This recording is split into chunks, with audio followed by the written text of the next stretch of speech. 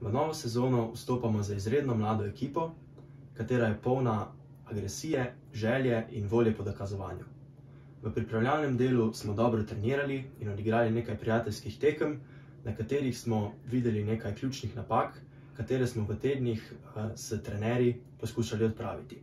Na teh napakah bomo naprej v sezoni gradili.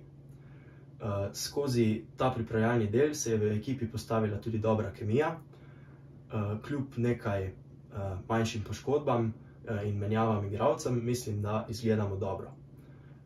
V sezoni smo sposobni mogoče tudi presenečenja in mogoče premagati tudi kakšno izkušenejšo ekipo, saj bomo igrali agresivno, kolektivno in za veliko motivacije.